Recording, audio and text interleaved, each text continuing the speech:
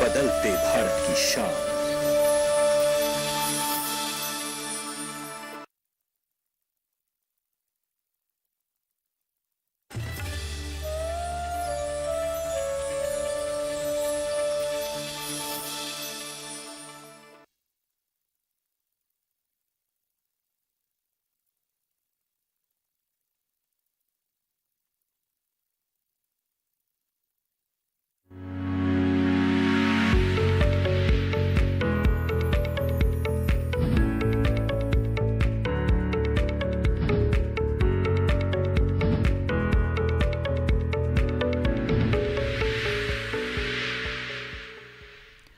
नमस्कार, आप सभी का स्वागत हेलो किसान में। मैं हूं मुकुल शर्मा। हेलो किसान में रोज़ आपके लिए अलग अलग विषय लेकर हम हाजिर होते हैं। तो चलिए सबसे पहले हमारे आज के कार्यक्रम के जो विषय रहेंगे इसके बारे में आपको हम जानकारी दे देते हैं। आज खास तौर से हम बात करेंगे बगीचों की, यानी नए बाग जो हैं उनकी देखभाल की, और बात होगी बेल वाली सब्जियों में कीट प्रबंधन की। दोनों ही महत्वपूर्ण विषय, और इन दोनों विषय से संबंधित अगर आप कोई सवाल पूछना चाहते हैं तो आप हमारे टोल फ्री नंबर पर हमें कॉल कर सकते हैं। ये नंबर है 1800-113060। साथ ही दूसरा नंबर है 1800-113061। इन नंबर पर आप हमें कॉल कर सकते हैं और आपके सवालों के जवाब देने के लिए दो बेहद ही खास मेहमान आज हमारे साथ जुड़े हैं। इनका परिचय आपसे हम करा देते हैं। हमारे साथ आपको बता दें स्टूडियो में मौजूद हैं डॉक्टर विजय सिंह मीना जी। आप वरिष्ठ वैज्ञानिक हैं NVPGR नई दिल्ली में। आपका बहुत बहुत स्वागत डॉक्टर साहब। और साथ ही हमारे साथ जुड़े हैं डॉक्टर आशीष त्यागी जी। आप क्षेत्र प्रबंधक हैं KVK हस्तिनापुर मेरठ में। डॉक्टर आशीष, आपका भी बहुत बहुत स्वागत। तो जैसा कि हमने आपको बताया कि आज खास तौर से हम बात करेंगे जो नए बाग हैं उनकी देखभाल को लेकर। इस बारे में सबसे पहले डॉक्टर विजय आपसे हम जानना चाहेंगे, हमारे जो किसान हैं, जब क्योंकि जैसे ही बारिश का मौसम शुरू होता है किसान की भी तैयारी शुरू हो जाती है, और अभी जिन फलों की बागवानी हमारे किसान कर रहे हैं, किस तरह की आवश्यकता रहती है यहाँ पर, किस तरह की देखभाल ज़रूरी है इस टाइम में? देखिए किसान भाई, आप जैसे ही बगीचे का नाम आता है तो पहला वर्ड आता है मेहनत का बगीचा जी।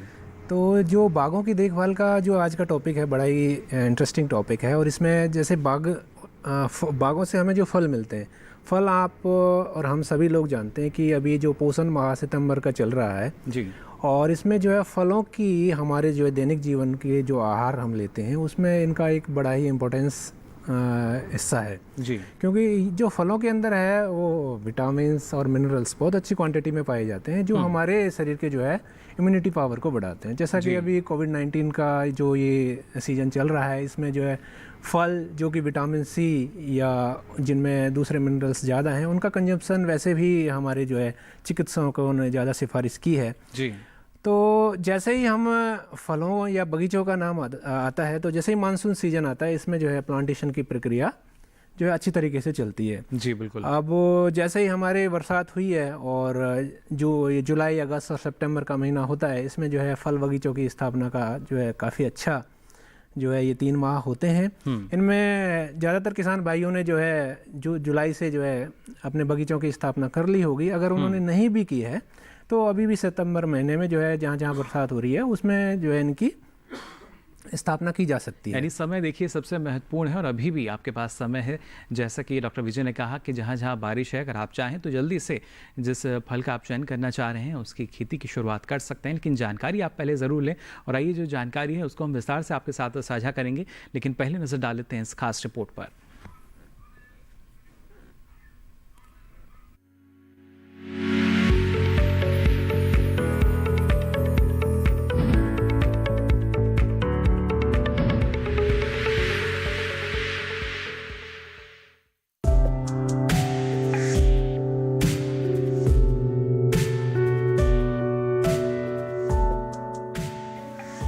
काफी संख्या में किसान फलों की खेती कर रहे हैं।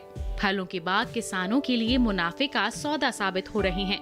लेकिन अच्छी पैदावार और आमदनी के लिए नए बागों की देखभाल भी जरूरी है। समय समय पर बाग में जरूरी समसामयिक कार्य करते रहें। बाग लगाने के तुरंत बाद जब पौधे छोटे होते हैं तो इनको जरूरत के हिसाब से पानी दें, निराई गुड़ाई करें, खरपतवार निकालते रहें और फसल को गर्मी सर्दी के प्रकोप से बचाएं। पौधों को दीमक से भी बचाएं। दीमक के प्रकोप से पौधे मर जाते हैं। छोटे पौधों पर दीमक का असर जल्दी होता है। ये कीट जमीन के अंदर रहकर पौधे की जड़ों को खाने के साथ साथ तने को भी अंदर से खोखला कर देता है। इससे पौधा कमजोर होने के बाद सूख जाता है।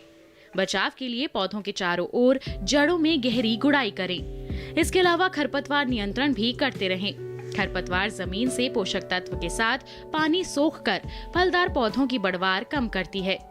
निराई गुड़ाई करें और मेड़ नालों पर कृषि विशेषज्ञों की सलाह से खरपतवार नाशकों का उपयोग करें। नए लगाए पौधों को थोड़े अंतराल के बाद पानी देते रहें। समय पर पानी नहीं देने से पौधे मर सकते हैं। इनके अलावा 3 साल की उम्र से पहले अगर पौधों में फूल आ जाते हैं तो उन्हें तोड़ देना चाहिए। पौधे की जो खुराक फूल फल बनने में लगेगी उससे पौधे की बढ़वार पर असर पड़ता है। फलदार पौधों से लंबे समय तक पैदावार लेने के लिए उन्हें उचित समय पर उचित मात्रा में खाद भी दें। इतना ही नहीं, समय समय पर कृषि वैज्ञानिकों की सलाह भी लेते रहें।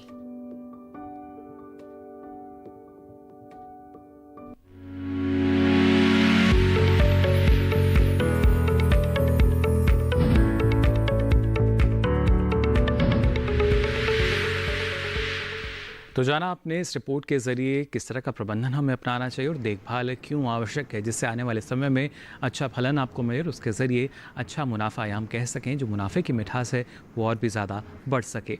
अब चलिए रुख कर लेते हैं डॉक्टर आशीष जी का भी लगातार हमारे साथ जुड़े हुए हैं।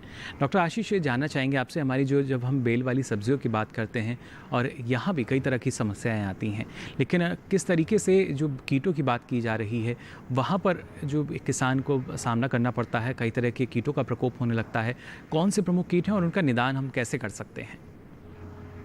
देखिए, जैसे आजकल जितनी भी जो सीजन जो चल रहा है वो बेलदार सब्जियों का चल रहा है और आज का विषय भी यही है कि हम बेलदार सब्जियों में जो कीड़े आते हैं और जो बीमारियां आती हैं उनका कैसे बचाव करें और उनसे कैसे निमट के बहुत अच्छे से अच्छा उत्पादन प्राप्त कर सकें। तो मैं आपको बताना चाहूँगा कि किसान भाई क्या करते हैं, थोड़ी सी एक ये मानसिकता रही है, चाहे वो बेलदार सब्जी हो चाहे कोई और भी सब्जियां हो, कि किसान ये चाहते हैं कि ज़्यादा से ज़्यादा कीटनाशक या ज़्यादा से ज़्यादा फसल पे खर्चा करके अच्छा उत्पादन लिया जा सकता है। लेकिन मैं यहाँ इस मंच से सभी किसानों को जागरूक करना चाहूँगा, जरूरी यह है कि सही समय पे आपको अगर आप लक्षण पहचाने कि क्या कीट है, क्या बीमारी है या फिर क्या मौसम का प्रभाव है, अगर इन तीनों को आप सही से समझ के और उचित समय पे अगर आप इसका प्रबंधन करेंगे तो बहुत कम खर्चे पे आप कीट और बीमारियों से बच सकते हैं और बहुत ही अच्छा मुनाफा भी कमा सकते हैं। बिल्कुल, यानी पहले हमें जो लक्षण हैं उन पर ध्यान देना होगा और इसलिए कहा भी जाता है कि आप अपनी जो फसल लगी है उसकी लगातार निगरानी करते रहें। जब आपको कीटों का प्रकोप दिखाई दे तो आप कृषि विशेषज्ञ से सलाह लें, ये नहीं कि जो रसायन है उसका एकदम से आप इस्तेमाल करने लगें। और कौन से प्रमुख कीट हैं हमारी बेलदार सब्जियों के, इसके बारे में डॉक्टर आशीष से हम विस्तार से जानकारी लेंगे, लेकिन आइए नज़र डाल लेते हैं इस खास रिपोर्ट पर भी।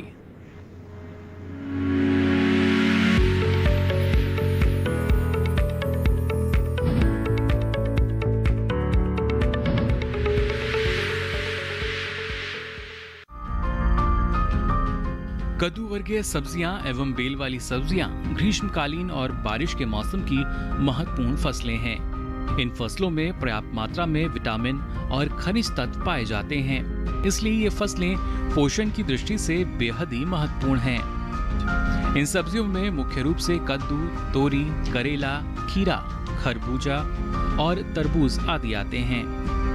कद्दू वर्गीय और बेल वाली सब्जियों की खेती किसान भाई पारंपरिक तरीकों के साथ साथ पॉली हाउस में भी कर सकते हैं।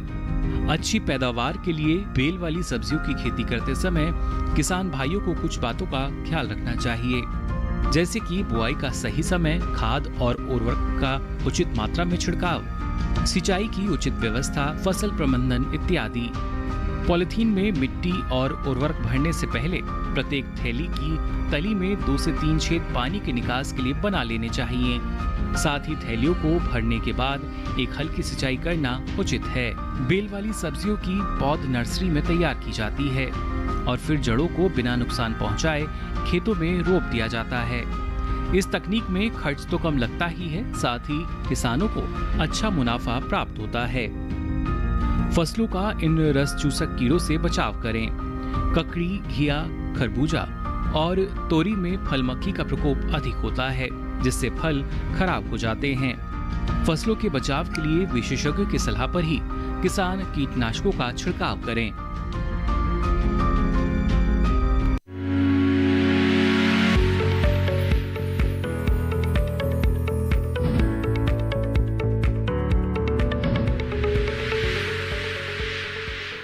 जाना आपने बारिश के मौसम में कई तरह के जो कीट हैं उनका प्रकोप भी हो सकता है, उनके लिए भी मौसम अनुकूल माना जाता है, लेकिन आपको सजग रहना होगा, लगातार निगरानी करनी होगी अपने खेत की, और अगर किसी भी कीट के लक्षण दिखाई दें तो तुरंत आप जो कृषि विशेषज्ञ हैं उनसे सलाह लेकर ही किसी भी रसायन का तभी या दवा का आप छिड़काव कर सकते हैं।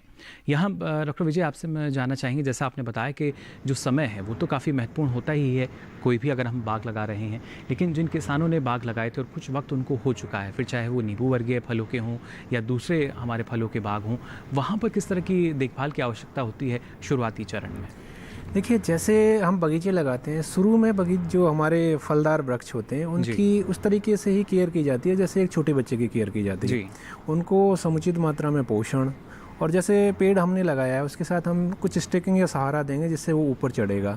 लेकिन जो सहारा दे रहे हैं वो किस स्टिक से दे रहे हैं या किस लकड़ी से दे रहे हैं, वो भी हमें ध्यान देने वाली बात है।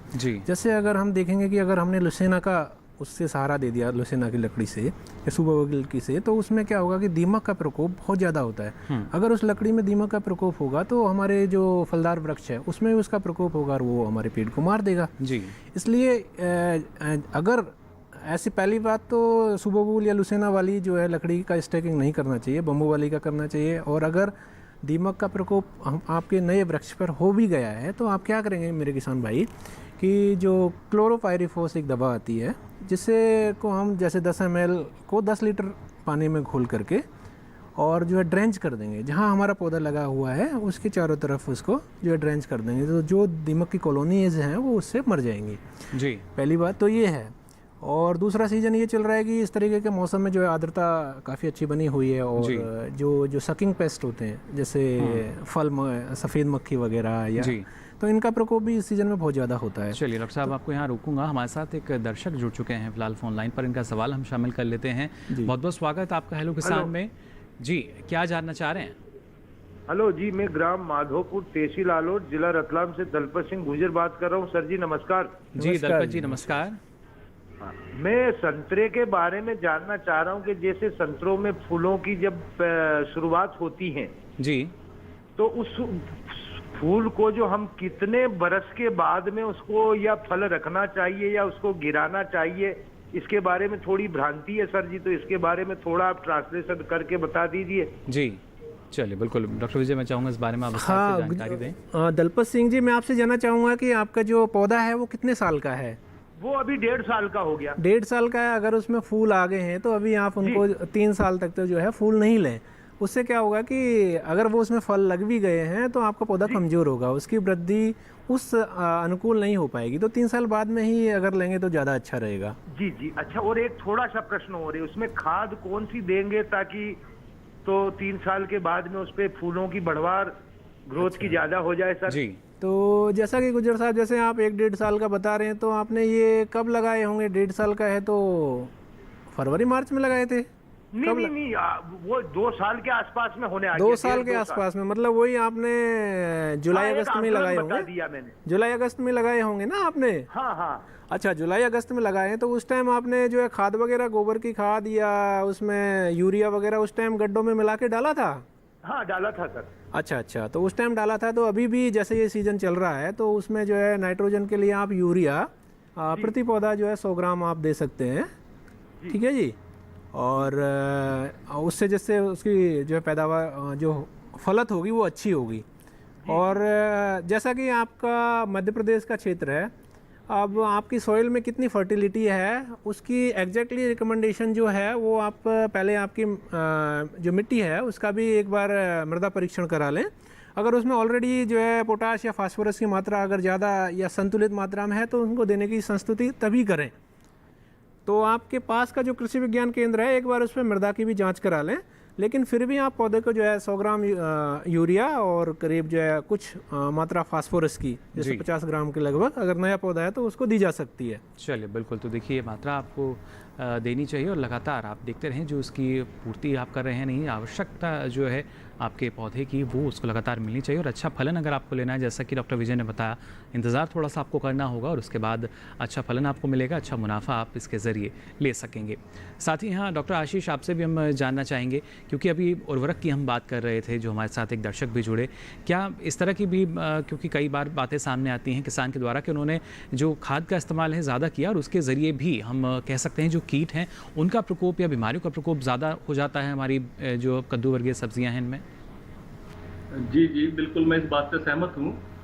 ये जो हम खासकर जो बात कर रहे हैं यूरिया की, जी, जब भी हम जो है आवश्यकता या संस्तुत मात्रा से ज़्यादा यूरिया का प्रयोग करते हैं तो उसका क्या होता है कि पत्तियां ज़्यादा मुलायम हो जाती हैं, ज़्यादा घनी हो जाती हैं और उनमें जो हमारे छोटे छोटे जो खासकर जो चूसक कीट हैं उनको छुपने का और उनको रस चूसकर अपनी जनसंख्या बढ़ाने का बड़ा अच्छा मौका मिल जाता है।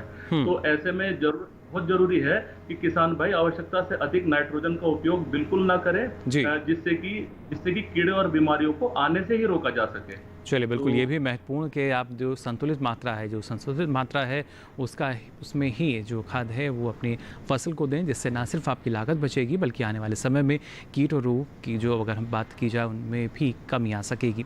फिलहाल हेलो किसान में यहाँ वक्त हो चला एक छोटे से ब्रेक का। आप बने रहिए दूरदर्शन किसान पर।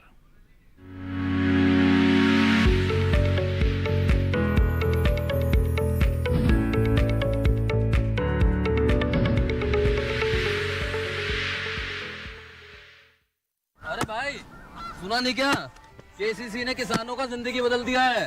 देश के छोटे किसान 1,60,000 रुपये तक का कर्ज बिना किसी गारंटी को ले पाएंगे। ब्याज खोरों से भी पीछा छुटा। मैं तो जैविक खेती का पूरा सामान मंगा लिया, केसीसी का भी कोई दबाव नहीं है। ब्याज चुकाने के लिए पूरा 1 साल मिलता है। समय पर भुगतान करने पर केवल 4% के सालाना ब्याज पे लोन मिल गया मुझे। अपना आधार कार्ड, लेटेस्ट फोटो और जमीन के कागजात लेके अप्लाई करो बस। और नामांकन भरने के लिए जेब भी ढीली नहीं करनी पड़ी।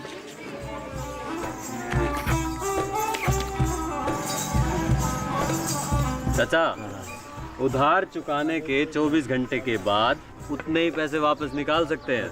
केसीसी ने किसानों की जिंदगी वाकई बदल दी है। तो आप भी किसान क्रेडिट कार्ड अपनाएं और सहजता से ऋण पाएं।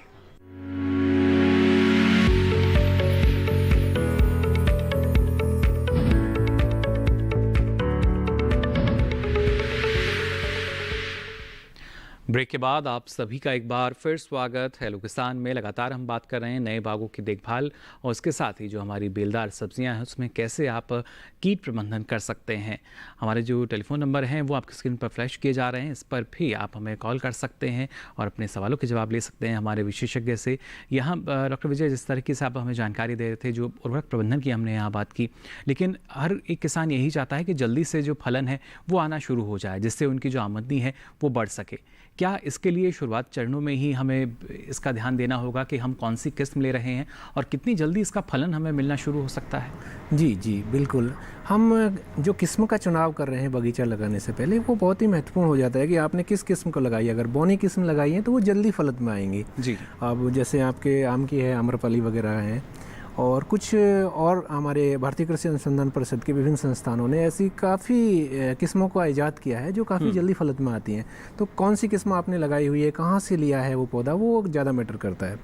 तो जैसा कि मैं आपको पहले भी डिस्कस कर रहा था कि जो नए बाग हैं उनमें 2 या 3 चीज़ ही मेनली ध्यान देने वाली हैं। पहला आपका जो है उसमें कीट का और किसी रोग का जो है अटैक ना हो पाए, जिससे कि पौधा मर जाए। अब ये सीज़न चल रहा है क्योंकि आर्द्रता काफ़ी ज़्यादा है, तो इसमें जो है सफ़ेद मक्खी वगैरह हैं।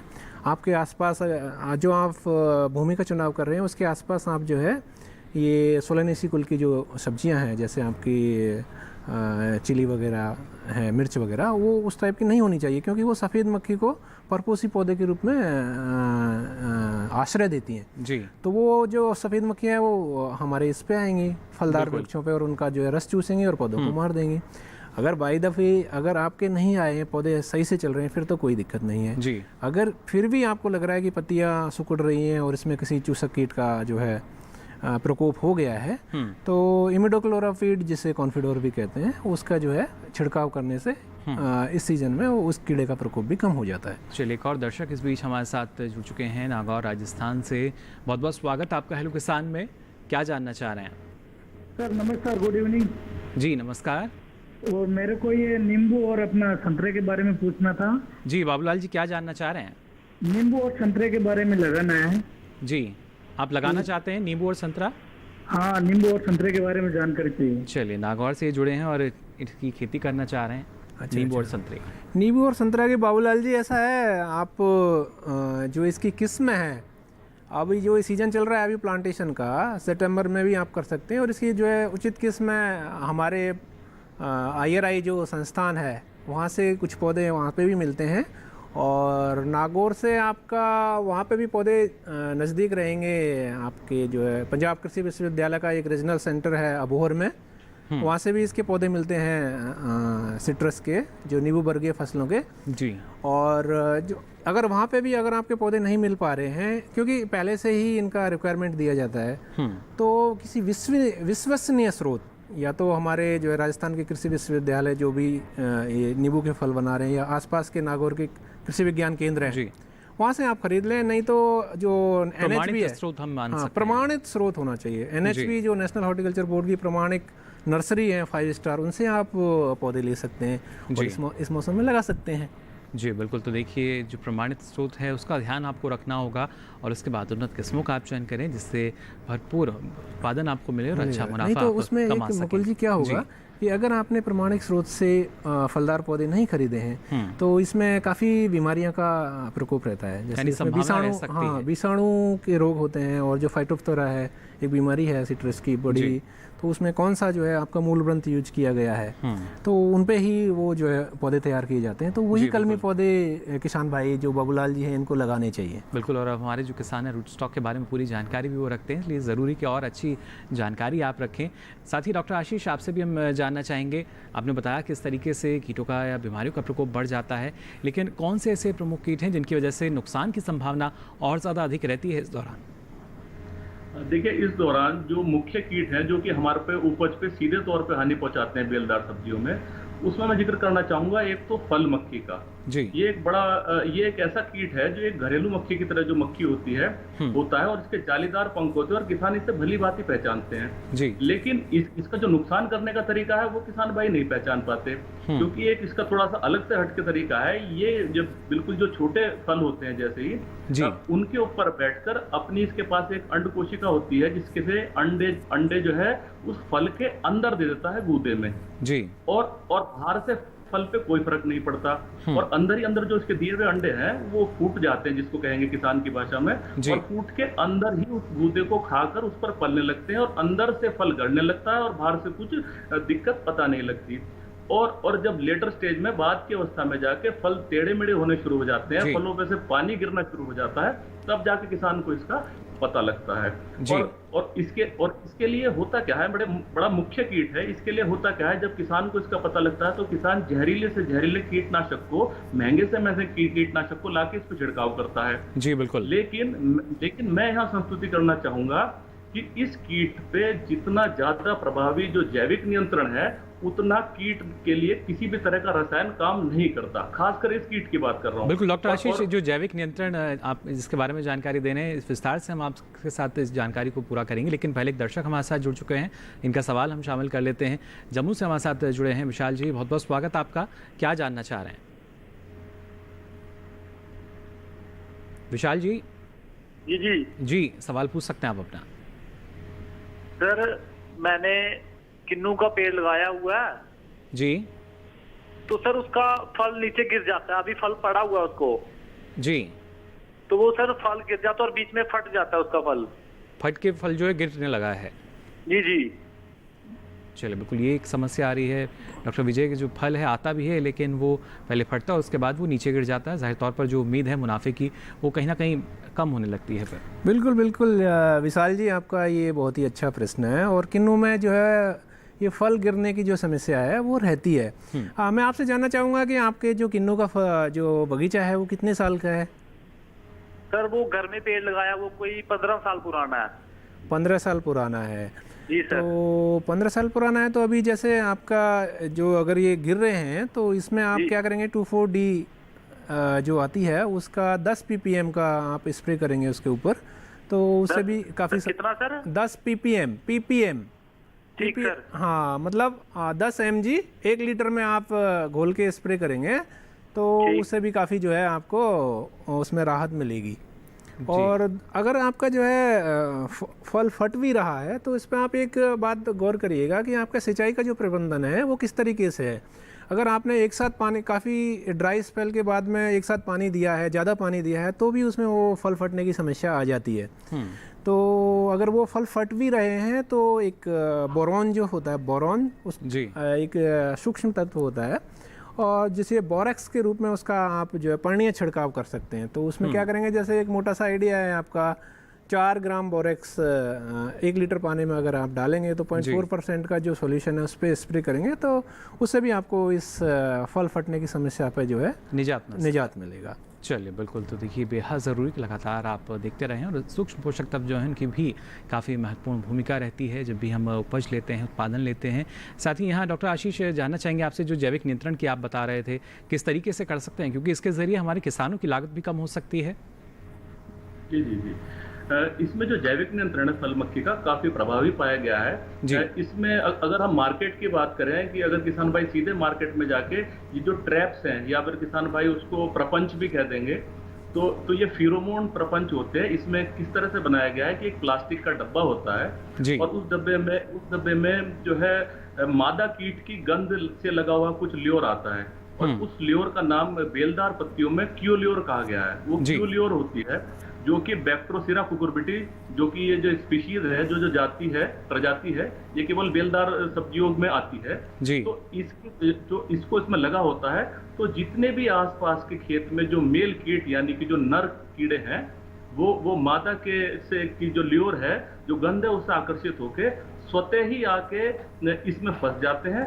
मात्र किसान को क्या करना है कि 1 एकड़ खेत में कुल 5-6 जगह इसको जो है इसको लटका दे और जैसे जैसे जो है क्रॉप की हाइट बढ़ती रहे, जैसे उसकी ऊंचाई बढ़ती रहे, उसी ऊंचाई के अनुरूप थोड़ा थोड़ा उसको बढ़ाता रहे और 2 महीने 2.5 महीने में इसको एक बार ल्योर बदलने की आवश्यकता होती है। तो इस हिसाब से बहुत ही कम खर्चे में जो ये लगातार फल मक्खियां इसमें आती रहेंगी और किसान उसको बड़ी आसानी से बिना किसी रसायन के इसका कंट्रोल कर सकता है। और मैं एक बात और खास बताना चाहूंगा, अकेले फल मक्खी से बेलदार सब्जियों में प्रबंधन करके 15 से 20% उत्पादन बढ़ाया जा सकता है, जो हमने करके भी देखा है। हमारे यहाँ क्षेत्र में कृषि विज्ञान केंद्र हस्तिनापुर में परवल होता है और परवल के किसानों को लगातार हमने जो है प्रदर्शनों में करवाया 3 साल, अब वो इसका इस्तेमाल अपने आप कर रहे हैं। चलिए, बिल्कुल डॉक्टर आशीष। इस बीच एक और दर्शक हमारे साथ जुड़ चुके हैं महाराष्ट्र से।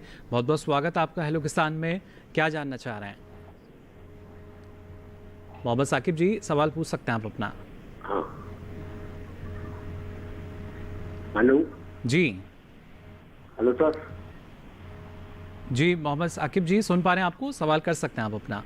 अरे हेलो सर, हमको सीताफल के बारे में जानकारी चाहिए। जी, क्या जानना चाह रहे हैं सीताफल के बारे में? सीताफल की कलम जैसे 2 एकड़ में कितने पेड़ लगा सकते हैं? जी, इसके बुआई आप करना चाह रहे हैं यानी? हाँ। चलिए, बिल्कुल डॉक्टर आशीष, एक सवाल हमारे पास आया है महाराष्ट्र से मोहम्मद साकिब जी का, और काशीफल यानी सीताफल की ये खेती करना चाह रहे हैं। किस तरीके से अच्छी उपज ये इसके ले सकेंगे, किन बातों का ख्याल इनको रखना होगा? देखिए, जैसे मैंने बात की अभी, मेरा जो विषय है उसके अनुरूप मैं बात करना चाहूंगा कि किसी भी खेत में अगर आप कोई भी फसल लेना चाह रहे हैं तो सबसे जरूरी चीज है कि उसकी जो मिट्टी है उसमें अगर किसी भी तरह के कीड़े और बीमारी की जो संभावना है आपके क्षेत्र में पाई जाती है तो उसकी तैयारी से ही आप अलर्ट रहें, जब से ही सजग हो जाएं, जिससे कि भविष्य में आपको इस तरह की दिक्कतों का सामना ना करना पड़े। तो मैं संस्तुति करता हूं कि जो हमारी जो जैविक फफूंदनाशक है ट्राइकोडर्मा, एक इतना अच्छा ये प्रकृति का हमें वरदान दिया गया है। तो आप कभी भी फसल बोने जा रहे हैं उससे करीब 15 दिन पहले किसी भी गोबर की अच्छी सड़ी हुई खाद कहीं आप उस पर ट्राइकोडर्मा तैयार कर लें और उसको थोड़ा सा नमी बनाए रखें, जिससे कि जो है उस पर अच्छी मात्रा में जो उसके स्पोर बीजाणु फैल जाए और आखिरी जुताई से पहले जब आप खेत तैयार कर रहे हैं, अगर आपने इस ट्राइकोडर्मा रूपी वरदान का टीका इस फसल में लगा दिया उसकी मिट्टी में, तो आपके आने वाला एक बहुत बड़ा खर्चा, बहुत बड़ी जो आपकी दिक्कत है वो काफी हद तक सॉल्व हो जाती है। तो सबसे पहले तो मैं इसी की संस्तुति करता हूँ। जी बिल्कुल।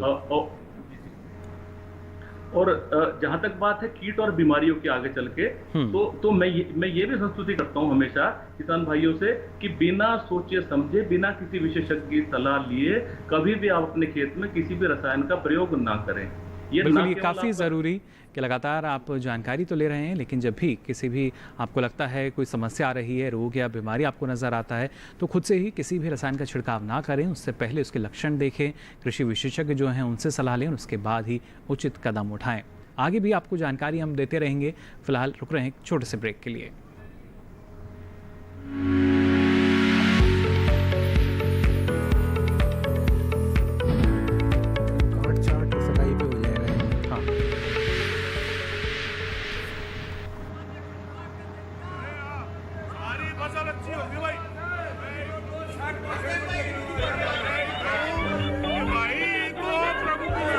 और अब एक जरूरी सूचना, देश के कुछ राज्यों में किसानों द्वारा बड़े पैमाने पर पराली जलाने से आसमान में धुंध छा गई है। लाखों लोगों को सांस लेने में तकलीफ हो रही है।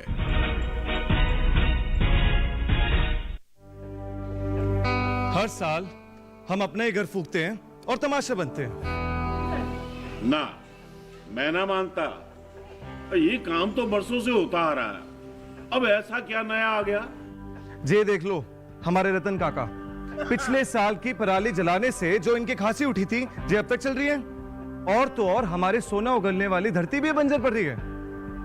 बेटा, तुम्हारी बात मान भी ले, पर एक बात बताओ कि पराली को ठिकाने लगाने में भी तो लागत आती है, और ये आग जलाने से ये काम आसानी से हो जाता है।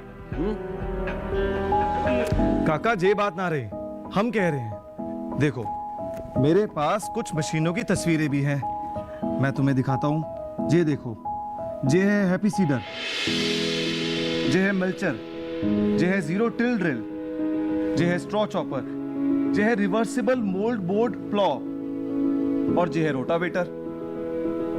ये सारी मशीनें अब 50% अनुदान पे मिल रही है, और तो और कस्टम हायरिंग केंद्र लगाने पर सरकार से 80% का अनुदान भी मिलेगा।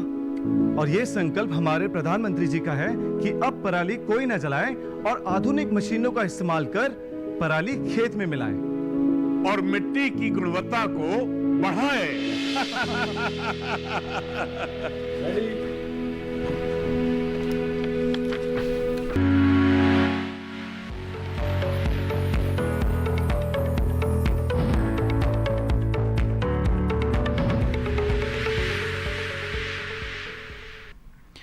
ब्रेक के बाद आप सभी का एक बार फिर स्वागत। हेलो किसान में लगातार आपको हम जानकारी दे रहे हैं नए बागों की देखभाल के बारे में, और इसके साथ ही जो हमारी बेलदार सब्जियां हैं उसमें कैसे आप कीट प्रबंधन कर सकते हैं।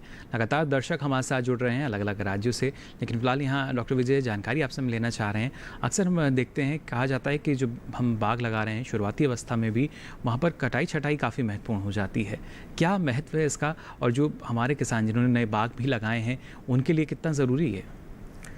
देखिए, जैसे हम क्या रूप देना चाहते हैं, हमारा जो नया फलदार वृक्ष है उसको कैसा रूप देंगे। अगर उसकी प्रॉपर कटाई छटाई या सदाई नहीं करेंगे तो वो क्या एक झाड़ीनुमा एक पौधा हो जाएगा। तो झाड़ीनुमा पौधा हो जाएगा तो उससे उसका एक प्रॉपर फ्रेमवर्क नहीं बन पाएगा। अगर ज़्यादा उसके अंदर शाखाएँ हैं तो उसमें जो लाइट्स, जो प्रकाश है सूर्य का, वो सही से नहीं जा पाएगा और उसका जो है अपनी वृद्धि उसकी प्रभावित होगी पौधे की।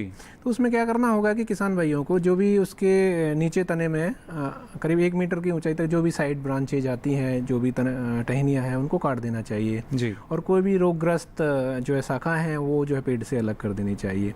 उसके बाद में क्या करेंगे, जैसे मोटा सा आइडिया है कि करीब 80 सेंटीमीटर या 1 मीटर तक पौधों को ऊपर से हम हेडिंग बैग या काट देंगे और उसके वहाँ से 3-4 शाखाओं को उससे बढ़ने देंगे। जब 5-6 महीने बाद में उन शाखाओं को फिर आगे से हम काट देंगे, जिससे क्या है एक प्रॉपर उसकी कनोपी बनेगी जी। प्रॉपर कनोपी बनेगी तो एक मतलब उसमें अच्छे से उसकी वृद्धि होगी पौधे की, और उसमें जो है फलन और पुष्पन अच्छे से होगा। बिल्कुल, तो देखिए ये महत्व है कटाई छटाई का। अगर आप समय से इसको करते हैं तो अच्छा, जितना जल्दी पुष्पन हो सकेगा, उसके बाद फलन भी आपको अच्छे से मिल सकेगा। साथ ही यहाँ डॉक्टर आशीष, आपसे भी हम जानना चाहेंगे, आपने बताया फल मक्खी के बारे में भी, और कौन से प्रमुख कीट हैं जो हमारी बेलदार सब्जियाँ, यानी अगर हम बात कर रहे हैं खीरे की, ककड़ी या घिया, तमाम ऐसी सब्जियाँ जो कि काफ़ी महत्वपूर्ण हैं, क्योंकि अगर सब्ज़ी हमारी अच्छी है तो शायद बाज़ार में बेहतर दाम उसका मिल सकता है, लेकिन अगर वहीं पर कीट या रोग लग चुका है तो उतना अच्छा बाज़ार दाम भी किसान को नहीं मिल पाएगा। मुकुल जी, मैं यहाँ पे कुछ जो चूसक कीट हैं उनके बारे में जरूर किसान का ध्यान आकर्षित करना चाहूंगा कि उससे बहुत ज्यादा सजग रहने की आवश्यकता है। ये देखने में तो बहुत छोटे लगते हैं, लेकिन अगर कई किसान भाई इस पे जरा सी भी निगरानी हटी तो क्या करते हैं, ये अपनी जो लार से रस चूसते समय कोई ऐसा वायरस, कोई ऐसा विषाणु दे देते हैं कि जिसका अगर हमने उचित समय पे सही कीटनाशक द्वारा प्रबंधन नहीं किया तो पूरी की पूरी, कभी कभी तो पूरी की पूरी फसल भी खराब हो जाती है। तो इन किसान भाइयों को चाहिए कि इन कीटनाशकों के जो चयन है उस पर बड़ा ध्यान दिया जाए, क्योंकि जरा सा भी सावधानी हटी, किसान भाइयों को कभी कभी क्या होता है, जानकारी ना होने की वजह से महंगे से महंगा जो कीटनाशक है, लेकिन वो जरूरी नहीं है कि वो सिस्टमिक हो, अंत प्रवाही हो। तो वो क्या होता है, वो सुंडी के लिए काम करने वाला कोई जो कीटनाशक है, जैसे कि कभी कभी गन्ने की फसल में कोराजन तक भी आप सब्जियों में मैं देखता हूँ कि इस्तेमाल कर देते हैं किसान भाई, लेकिन वो कहीं ना कहीं 1800-2000 रुपए प्रति एकड़ खर्च करने के बावजूद भी एक जो चीज 200 रुपए से सॉल्व होने वाली थी, सुधार होने वाला था, वो नहीं हो पाता, केवल और केवल जानकारी के अभाव में। तो मैं किसान भाइयों को बताना चाहूंगा, जैसे सफेद मक्खी है, थ्रिप्स है, एफिड है, जैसिड है, यानी कि जितने भी चूसक कीट हैं, ये जब भी इसको प्रकोप होता है तो पत्ती पीली पड़नी शुरू होती है, क्योंकि ये पत्तियों से रस चूसते हैं, और पत्ती कहीं ना कहीं क्या होता है, थोड़े दिन बाद आप देखेंगे कि पत्ती कड़ी होती है, यानी ये लक्षण हम मान सकते हैं। जी, हरे पीले कहीं लक्षण होंगे तो इसका मतलब समझने की जरूरत है। और खासकर किसान भाई सबसे जरूरी चीज है कि पत्तियों को हिला के देखें, समय समय पे अपने खेत पे जाएं और जरा सा भी उसके फसल को हिलाएं, जरा सा भी कोई मच्छर उड़ता देखता है तो शुरुआती अवस्था में आप नीम के तेल पे जरूर ध्यान दीजिए। हम किसान भाई सोचते हैं कि सबसे पहले जो है सबसे बड़ा प्रहार कीटनाशक के रूप में जहर ही है।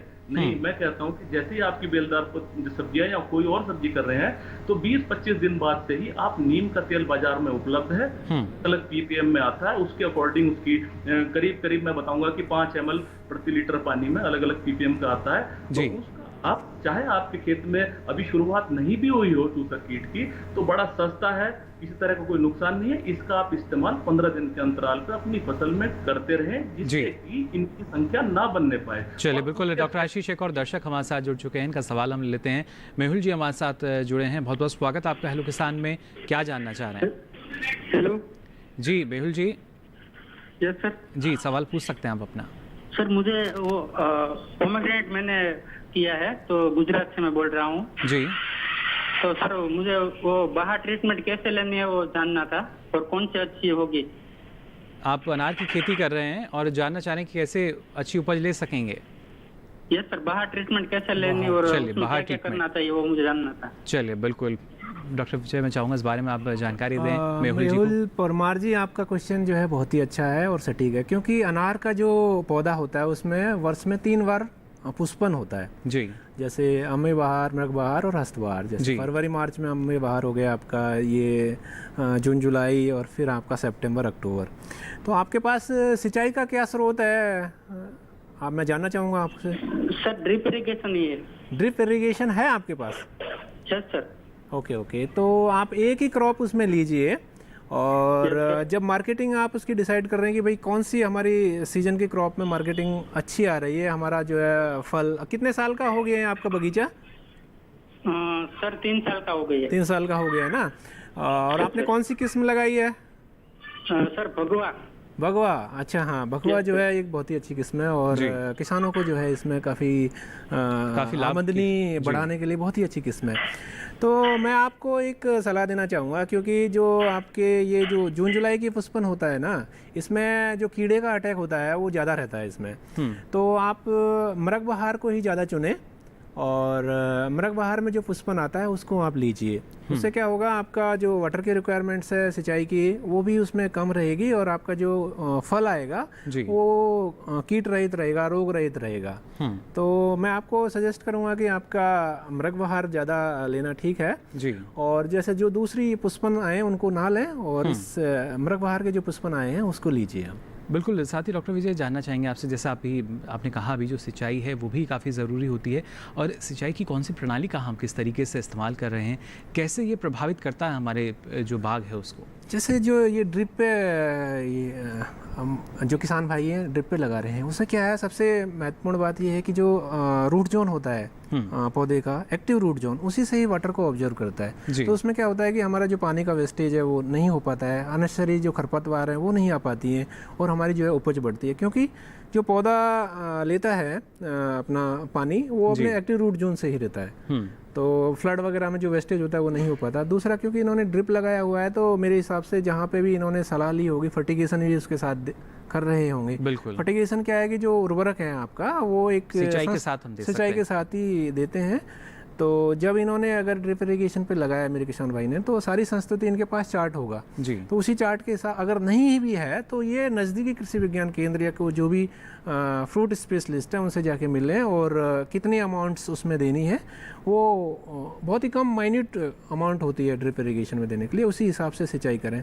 क्योंकि हमारे चाहे इंसान का देख लीजिए 60% भाग पानी का होता है, ऐसे ही ये जो फलदार पौधे हैं उनका 80 to 90% जो है पानी ही होता है। तो पानी का जो है एक बहुत ही महत्वपूर्ण स्थान है फलदार पौधों में। बिल्कुल। और इसके साथ साथ, और इसका मतलब कब आप सिंचाई करें, तो जैसे या तो आप विजुअल सिस्टम देख लें या टेंसियोमीटर से देखें कि भाई कितना सेंटीबार है आपका यहाँ पे जी, तो उसी के अकॉर्डिंग आप जो है सिंचाई करें जी। साथ ही जानना चाहेंगे आपसे, हम देखते हैं क्योंकि जो फलन है उसमें कभी कभी समय लगता है, तो ऐसे में क्या दूसरे विकल्प किसान के पास हैं जिसके ज़रिए वो अपनी आमदनी को बढ़ा सकें?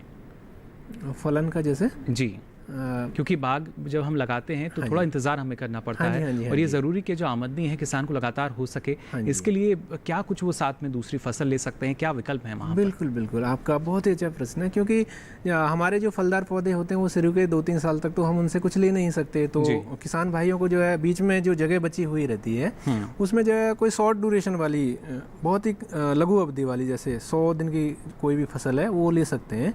जैसे आपका हो गया मूंग, हो गया उड़द, हो गया, तो इनको लेने से क्या उनकी आमदनी भी होगी, और आमदनी के साथ साथ क्या होगा कि ये जो लेगुमिनस क्रॉप्स होती हैं ये जो है नाइट्रोजन को फिक्स करती हैं ज़मीन के अंदर। तो साथ के साथ हमारा जो फर्टिलाइजर्स देते हैं यूरिया वगैरह, उनकी जो है अमाउंट कम हो जाती है, और ये नाइट्रोजन की जो अमाउंट है वो मिल जाती है, और ऑर्गेनिक मैटर होता है जो कार्बनिक खाद है जी, वो भी ज़मीन में बढ़ जाता है, जिससे उसकी फिजिकल स्ट्रक्चर इम्प्रूव हो जाती है खेत की। तो इस पीरियड में जो है किसान भाइयों को मैं रिकमेंड करूँगा कि जो लेगुमिनस क्रॉप है, इसमें जैसे आपका चावला हो गया, मूंग हो गया, उड़दबीन हो गया, वो कम अवधि की किस्में जैसे जो 100 से 120 दिन में आ जाती हैं, उनको ले लें, जिससे वो ज़्यादा न्यूट्रिएंट के लिए हमारे मेन फलदार वृक्ष उससे कंपटीशन ना करें। तो इससे क्या होगा कि उनके साथ के साथ हमारी आमदनी भी होगी और जो है नाइट्रोजन भी मिलेगा। चलिए, बिल्कुल। साथ ही यहाँ डॉक्टर आशीष, आपसे भी हम समझना चाहेंगे, जैसा आपने बताया कि जो रसायन का प्रयोग आप कर रहे हैं तो पहले कृषि विशेषज्ञ से सलाह ज़रूर लें, और एक हम आखिरी विकल्प के तौर पर मान सकते हैं जो रसायन है उसके छिड़काव को। लेकिन कितना महत्वपूर्ण है ये, क्योंकि जो हम सीधा एक छिड़काव अगर कर रहे हैं, जो हमारी बेलदार सब्जियाँ हैं उनका सीधा वो भोक्ता के पास तक जाती हैं, उनका भोग अगर किया जा रहा है, कितना हानि वहाँ पर हम मान सकते हैं कि स्वास्थ्य के लिए भी हो सकती है, क्योंकि जो कीटनाशी हैं काफ़ी जहरीले रहते हैं, उनका दुष्प्रभाव भी हमें देखने को मिलता है। मुकुल जी, इसी वजह से मैंने अभी किसान भाइयों से अनुरोध किया है कि सबसे पहले ये जो हमारे नीम के उत्पाद हैं, चाहे वो नीम की खली है, चाहे बुआई के समय वो भी करीब 1 कुंटल के करीब बुआई के समय ही, या फिर जैसे आपका जर्मिनेशन हो जाए तब डाल सकते हैं, या फिर ये नीम का तेल है इसका इस्तेमाल करें। और जब हमें ये लगे कि ये हमारा जो कीट है वो आर्थिक क्षति स्तर से ऊपर जा रहा है, यानी कि हमको इतना नुकसान कर रहा है कि जिसका हमको जो खर्चा भुगतना पड़ेगा, तब हम एक अच्छे से कीटनाशी का, यानी अच्छे से मेरा मतलब है कई कीटनाशी अब ऐसे आ रहे हैं जो पर्यावरण सुरक्षित है कई हद तक जी, और कम मात्रा में इस्तेमाल किए जाते हैं। तो जैसे चूसक कीटों की मैं अभी जिक्र कर रहा था, तो जैसे कि थायोमेथोक्साम है, चाहे कि इमिडाक्लोप्रिड है, तो इस तरह के एसिटामाप्रिड है, इस तरह के जो कुछ ऐसे कीटनाशक आए हैं जो आधा ml करीब प्रति लीटर पानी में इस्तेमाल किए जाते हैं, और कम मात्रा में इस्तेमाल करके ये जो है बड़े अच्छे प्रभावी ढंग से इसका नियंत्रण कर लेते हैं। हमें चाहिए कि इन कीटनाशकों को बदल के इस्तेमाल करें। पहली चीज, अगर हम एक ही कीटनाशक को लगातार इस्तेमाल करेंगे तो क्या होगा, रेजिस्टेंस डेवलप हो जाएगा, प्रतिरोध क्षमता उत्पन्न हो जाएगी और ज्यादा से ज्यादा इनकी डबल डोज करके भी जो कीट नियंत्रण नहीं होंगे। तो पहला ध्यान तो रखना है कि बदल बदल के इस्तेमाल करें। और दूसरी चीज अच्छा कहता हूँ किसान भाइयों से कि अच्छी कंपनी के उत्पाद इस्तेमाल करें। थोड़ा पैसा बचाने की वजह से ऐसे इस्तेमाल ना करें जिससे कि आप लगातार अपने पैसे भी व्यर्थ करते रहें और आपकी फसल पे जू कीट बने रहें। और इसलिए कहा भी जाता है कि जो आपके निकटतम कृषि विज्ञान केंद्र हैं वहाँ पर किसान अपना जाएं, वहाँ पर जाकर जानकारी लें। निकटतम कृषि विश्वविद्यालय हैं, आप वहाँ जा सकते हैं। और खासतौर से काफ़ी महत्वपूर्ण भूमिका रहती है हमारे जो कृषि विज्ञान केंद्र हैं उनकी भी, लगभग हर ज़िले में स्थापित हैं, जहाँ पर पूरी जानकारी दी जाती है किसान को। और तभी हमारे जो किसान है उसकी ना सिर्फ जो लागत है वो कम हो रही है बल्कि आमदनी में भी इजाफा हो रहा है। आगे भी आपको हम जानकारी देते रहेंगे। यहाँ फिलहाल रुक रहे हैं एक और छोटे से ब्रेक के लिए।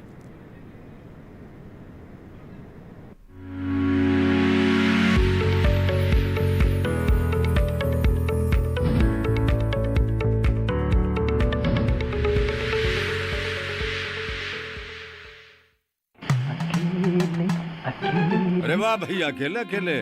अरे तू भी ले, पर खाएगा कैसे? मैं ऑर्गेनिक खेती की बात कर रहा रे बेटे। अकेले अकेले खेती कब तक करेगा? मतलब गांव में 20-25 किसानों का समूह बना के पंजीकरण करवा ले, फिर सरकारी ट्रेनिंग भी मिलेगी और मुफ्त जैविक बीज खाद भी। फिर पीजीएस ऑर्गेनिक की सरकारी मोहर के साथ तेरी उपज आकर्षक पैक में पहुंचेगी बड़े बाजार तक। अच्छा हाँ। अरे भाई कहाँ चल दिया? सबको साथ लाने, आमदनी बढ़ाने। तो किसान भाई समझ गए ना, साथ मिलकर ऑर्गेनिक खेती कीजिए, अपनी परंपरा को आगे बढ़ाइए, ज्यादा मुनाफा कमाइए। माटी से प्रेम की परंपरा है परंपरागत खेती।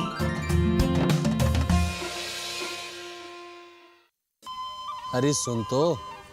मुझे क्या सुनाना चाहते हो? जो सुनाओ मेरी सौतन को। किसको? अरे वही तुम्हारा मोबाइल फोन जिससे सुबह शाम दिन रात चिपके रहते थे और कहते थे किसान कॉल सेंटर से बातें हो रही हैं। अच्छा ये बात है। हाँ क्यों, क्या हुआ? अब बात नहीं होती क्या? अब तो झट से बात हो जाती है। ऐसा क्या? हाँ, अब तो ज्यादा लाइनें और खास तकनीक के कारण खेती के माहिरों से तुरंत बात हो जाती है। और अगर कभी लाइन व्यस्त हो तो अपनी समस्या फोन पर रिकॉर्ड करा दो, वहाँ से फोन आ जाता है और समस्या की हल का मैसेज भी आ जाता है। ये देखो आ गया। अरे वाह, इसका मतलब इंतजार की घड़ी अब खत्म। हाँ। तभी मैं सोचूं कि आजकल मुझ पर इतना प्यार क्यों आ रहा है। कृषि संबंधी समस्याओं का अपनी भाषा में तुरंत हल पाने के लिए पूरे भारत में किसी भी फोन से हेल्पलाइन नंबर पर संपर्क करें। किसानों का दोस्त किसान कॉल सेंटर।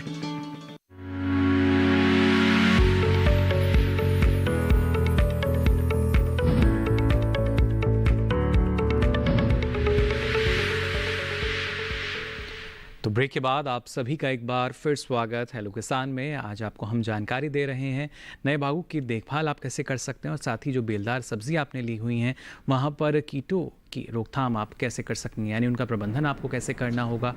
और ये बेहद ज़रूरी है, अगर आप देखभाल सही समय पर करते हैं तो काफ़ी हद तक आपकी लागत तो बच सकती है।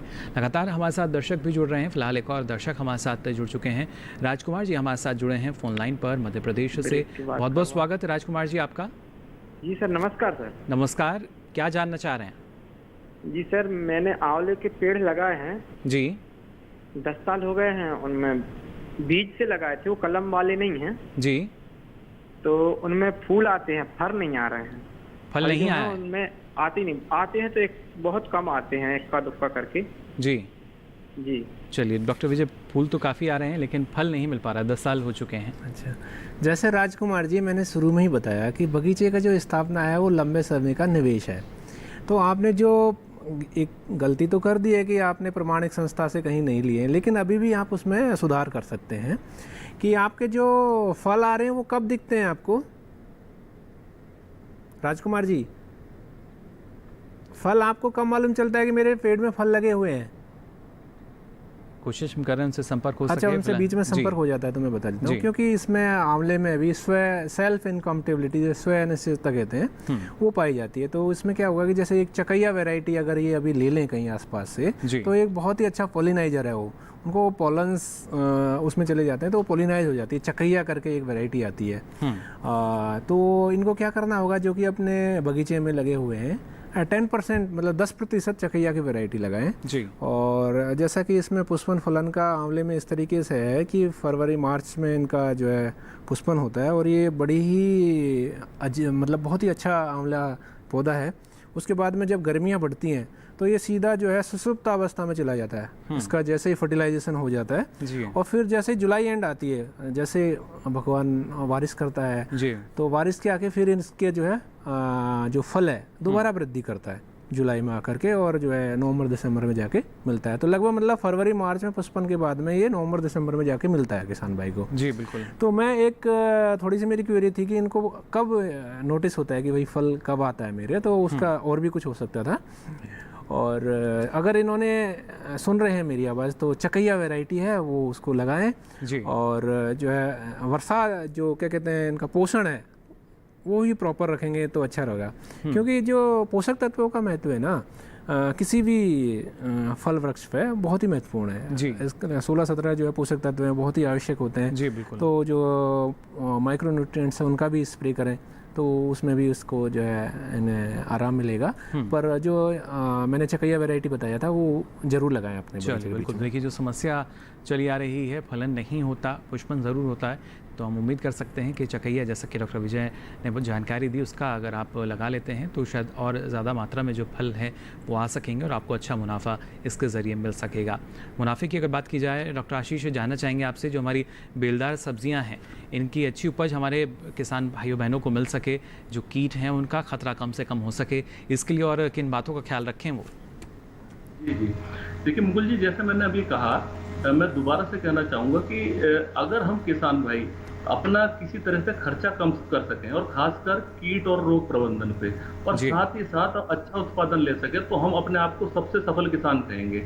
इसी कड़ी में जैसे कि मैं अभी चूसक कीटों की आप बात कर रहे थे कि भाई जिस तरह के जो रासायनिक इनके जो दुष्प्रभाव होते हैं उनसे कैसे बचा जाए, तो बड़ा अच्छा विकल्प कई बार किसान अपनाते हैं, जिसको येलो स्टिकी ट्रैप्स के रूप में आजकल जाना जा रहा है, कि पीले चिपकने वाले ट्रैप जी। कुछ नहीं होता, जैसे कि A4 साइज पेपर होता है हमारा, इस तरह के आजकल बिल्कुल चटक पीले रंग के, जैसे कि सरसों का रंग होता है, ऐसे कार्ड्स आ रहे हैं जिसकी दोनों तरफ से स्टिकर की तरह उतार के उनको कम से कम 10-12 जगह कुल 1 एकड़ खेत में अगर लगा दिया जाए तो जितने भी ये जो चूसक कीट हैं ये फसल पे एक जो आते हैं वो इस येलो रंग पे, पीले रंग पे आकर्षित होके इस पे चिपक जाते हैं और फिर दोबारा से इससे बाहर नहीं निकल पाते हैं। बेहद सस्ते हैं, 30-35 रुपए का ये आता है, और आपके 2, 2.5, 3 महीने पूरी आपका क्रॉप पीरियड यानी कि पूरी जो फसल का जो पीरियड है वो निकल जाएगा, और ये इस प्रभावी ढंग से काम करते रहेंगे।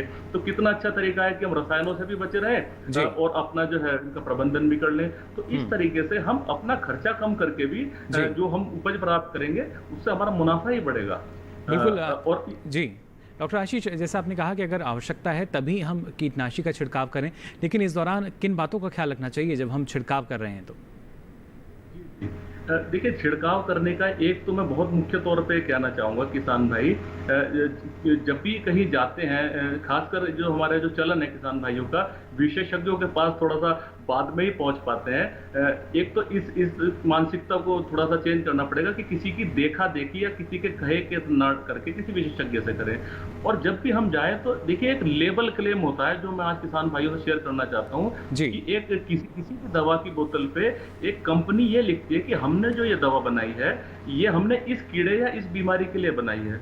और एक बहुत बड़ा गड़बड़ जाला ये होता है कि कोई भी कीट के लिए जो भी कोई पेस्टिसाइड डीलर उनको दे देता है तो वो जाके उसका स्प्रे करते हैं, वो लेबल क्लेम होता नहीं। जब कंपनी ने ही लेबल नहीं कर रखा कि हम पर्टिकुलर, हम खास तौर पे इस यानी जिस दवा का इस्तेमाल हम कर रहे हैं उसके बारे में पूरी जानकारी हमारे किसानों को होनी चाहिए। अगर आप कीटनाशक का छिड़काव कर रहे हैं और उसके साथ साथ प्रमुख सावधानी आपको बरतनी होगी, जिसके ज़रिए ना सिर्फ आपकी जो लागत है वो बची रहे बल्कि जो आपका स्वास्थ्य है वो भी किसी तरह प्रभावित ना हो। फिलहाल डॉक्टर आशीष, आपका बहुत बहुत शुक्रिया इस तमाम जानकारी के लिए। डॉक्टर आशीष हमें जानकारी दे रहे थे जो बेलदार सब्जियां हैं उसमें कैसे हम कीट प्रबंधन कर सकते हैं। साथ ही यहाँ डॉक्टर विजय आपसे भी हम जानना चाहेंगे, शुरुआती अवस्था काफ़ी महत्वपूर्ण होती है और जैसा आपने कहा कि पहले से ही जो कुछ किसान हैं वो बाग लगा चुके होंगे और अभी भी समय बचा हुआ है, लेकिन जैसे जैसे अब आगे मौसम में बदलाव आएगा, जो सर्दी का मौसम शुरू होगा, वहाँ पे और उन्हें किन बातों का ख्याल रखना चाहिए? जैसा आपने ये बहुत ही अच्छा प्रश्न पूछा। जहाँ हमने बगीचा लगाया है उसमें जो है वायु अवरोधी लाइंस उसके चारों तरफ वेस्टर्न और साउथ साइड में ज़रूर लगानी चाहिए। उससे क्या होगा कि जैसे गर्मी में जो गर्म लू चलती है और ठंड में जो ठंडी हवा सर्द हवाएं चलती है, उससे क्या है कि पौधे को बचाव होगा उससे जी। और जैसे ही अक्टूबर का महीना आएगा उसमें जो है छोटे जो पौधे हैं 1 या 2 साल भर के, उनको ठंड से बचाने के लिए या हमारे घास फूस या जो पॉलीथीन की जो आती हैं उनसे कवर कर देना चाहिए। और जाड़े के महीने में जैसे ही आपको मालूम चल रहा है कि भाई टेम्परेचर बहुत ज़्यादा जाने वाला है या माइनस में जाने वाला है, तो पौधों को जो है सिंचाई कर दें, जिससे क्या होगा कि उनका जो फ्लो बना रहेगा। जी चलिए, सावधानी जो है हमारे किसान भाइयों को रखनी होगी और उम्मीद हम करते हैं कि ना सिर्फ आप अच्छे से देखभाल करेंगे बल्कि अच्छा फलन भी आपको आने वाले समय में मिल सकेगा। फिलहाल डॉक्टर विजय, अपनी इतनी महत्वपूर्ण जानकारी हमारे दर्शकों के साथ साझा की, इसके लिए आपका बहुत बहुत शुक्रिया। बहुत बहुत धन्यवाद किसान भाइयों। तो उम्मीद करते हैं हमारे जो दर्शक काफ़ी लाभान्वित होंगे। कल का विषय आपको बता देते हैं अब यहाँ पर जल्दी से। कल खासतौर से हम बात करेंगे बागवानी योजनाओं की और बात होगी पॉली हाउस में सब्जियों की खेती की। महत्वपूर्ण विषय हमारे कल के भी, और इसके लिए पहले से आप अपने सवाल तैयार कर लीजिए। साथ ही अपना और कोई सवाल या सुझाव आप हम तक पहुंचाना चाहते हैं तो आप हमारी ईमेल आईडी नोट कर सकते हैं। मेल आईडी है hellokisan2015@gmail.com। इसके अलावा फेसबुक के माध्यम से भी आप हमसे जुड़ सकते हैं। इसके लिए आपको फेसबुक पर जाकर हिंदी में टाइप करना होगा हेलो किसान, और यहाँ भी आप अपना सवाल या सुझाव लिखकर छोड़ सकते हैं। अब बारी है आखिरी विकल्प, लेकिन सबसे महत्वपूर्ण विकल्प की। आप डीडी किसान के कॉल सेंटर नंबर पर हमें कॉल कर सकते हैं। नंबर है 1800113060। सोमवार से शनिवार सुबह 6 से रात के 10 बजे तक की लाइन्स खुली हैं, इस पर भी आप अपना सवाल दर्ज करा सकते हैं। फिलहाल अब हेलो किसान में वक्त चला आपसे विदा लेने का। फिर हाजिर होंगे नई जानकारी के साथ, तब तक के लिए दीजिए इजाज़त। नमस्कार।